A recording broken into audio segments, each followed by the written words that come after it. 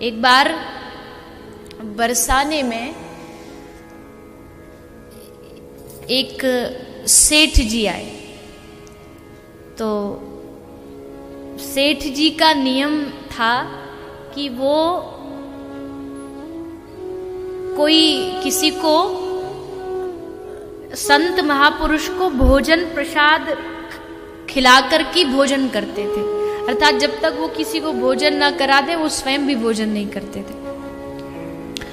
तो बरसाने में उनके साथ उनके कुछ सेवक भी आए थे। उनको कहा भैया कोई साधु बाबा को बुला के लाओ, हम उनके चरण धोएंगे और भोजन प्रसाद पवाएंगे, फिर हम पाएंगे। तो चले गए सेवक ढूंढने, पर आज राधा रानी की ऐसी माया, ऐसी लीला की राधा रानी ने कि आज कोई संत मिला ही नहीं बरसाने में, जबकि बरसाना तो संतों से भरा रहता है। सब संत बरसाने में लाडली जी के चरणों में पड़े रहते, पर आज एक भी नहीं मिला। तो द्वारपालों ने, जो दूत थे, सेवक थे, उनने सोचा कि अगर खाली हाथ लौट गए, कोई साथ लेके नहीं गए, तो सेठ जी बिना संत को खिलाए भोजन नहीं करेंगे, और सेठ जी कोई भोजन नहीं मिलेगा तो फिर हमें भी भूखा रहना पड़ेगा। तो क्या करें?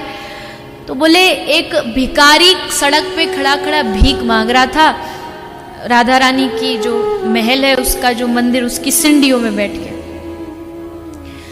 तो सेवकों ने कहा एक काम करेगा, तुझे हम पैसा देंगे। बोले क्या करना है? बोले कुछ नहीं, तुझे संत बनना है। उसने कहा संत बनना है? मैं तो संत नहीं। बोले संत बनने में बाहर से क्या लगता है, बस कपड़े ही तो संत जैसे बनाने हैं। दिल हो संत जैसा, चलना हो, स्वरूप ऐसा बना ले, बढ़िया चंदन लगा ले, धोती पहन ले, कुर्ता पहन ले, 2-4 माला लटका ले, और हम कह देंगे कि ये बरसाने के सबसे सिद्ध बाबा जी। तो लेके उनको वो सेठ जी के पास ले आए। सेठ जी ने प्रणाम किया, अच्छा महाराज जी आए, हाथ जोड़े, प्रणाम किए, बिठा दिया, प्रभु बैठिए, भोजन लाइए, थाली लाइए, थाली आई सामने रखी, भोजन करने लगे। जैसे भोजन किया उसने, तो सेठ जी ने कहा रुको, ठहरो, कौन हो तुम? तो उसको पहले से ही वहां से ये सेवक जो समझा के लाए थे कि तू कुछ बोलना मत, हम कह देंगे ये मौनी बाबा हैं, ये बोलते नहीं है, क्योंकि बोलेंगे तो तेरी भाषा से पता चल जाएगा कि तू कोई संतवंत नहीं। तो कहा ये तो महाराज बोलेंगे कुछ नहीं, ये मौनी बाबा है। बोले ये बाबा हो ही नहीं सकता। बोले कैसे? बोले इसने आया, थाली को देखते ही ना तो इसने ठाकुर जी को समर्पित किया, ना भोग लगाया, ना हाथ जोड़ा, ना तुलसी को स्पर्श किया, और सीधा भोजन करने लगा। ये संत का लक्षण नहीं हो सकता। संत ऐसे थोड़ी भोजन आया टूट पड़ो, पहले भगवान को समर्पित करता है, फिर ग्रहण करता है। ये संत नहीं। भगाओ इसे यहां से, भगा दिया, उसको भोजन नहीं कराया। अब वो सेठ आज भूखा रहा और रात को भूखा ही सो गया। और जब रात को सोया तो क्या हुआ? आज रात को सपने में उसके राधा रानी आए। राधा रानी ने कहा और भैया सेठ कैसा है? सेठ जी बोला राधा रानी आप यहां कैसे आना हुआ? राधा रानी बोली तू बता आज तूने क्या किया? बोले कुछ नहीं राधा रानी, मैंने उस आदमी को उसमें समझ गया कि ये संत नहीं है, कोई ऐसा ही ऐरा गहरा कोई गली का कोई भिखारी उसको पकड़ लाए थे, इसलिए मैंने भोजन ही नहीं कराया। वो संत नहीं था, वो अधिकारी नहीं था। राधा रानी ने मुस्कुराते हुए बड़ा सुंदर जवाब दिया।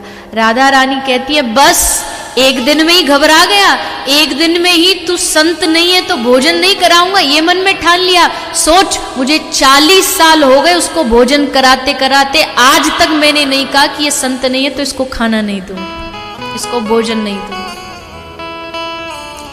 अगर मैं इतनी कृपा कर सकती हूं और तुम्हारे पास कोई आए तो तुम ढूंढने लगते हो। इस बात से सिद्ध हो सकता है कि वो राधा रानी कितनी करुणामयी है, कितनी कृपा बरसाती है। कोई हिसाब किताब बताइए, आज तक आपसे कोई हिसाब लिया? आपने कितनी जिंदगी में सांसें आपको प्राप्त हुई? कभी आपको इनका हिसाब मिला? 1 घंटे के लिए आईसीयू में चले जाइए, मतलब ठाकुर जी करे आप कभी न जाए, माफ करिएगा, लेकिन 1 घंटे आईसीयू में कोई रहता है तो 1 घंटे का डॉक्टर साहब खूब लंबा चौड़ा बिल बना के आपको थमा देते हैं। क्यों? क्योंकि वहां श्वास जो है वो बिक रही है, बेकी जा रही है। राधा रानी ने इतना दिया, कभी आपको सुनाया?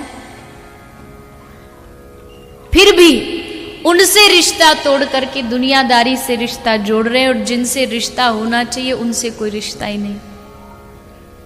उन्होंने कभी आपसे कोई मोल भाव नहीं किया, कभी कोई आपके जीवन में एहसान नहीं किया, आपसे कोई सौदा नहीं किया, आपसे कोई मैनेजमेंट लेकर के आई नहीं कि करो, इनके साइन करवाओ तुम इनसे, मेरा जीवन है, इस पे मेरा अधिकार है।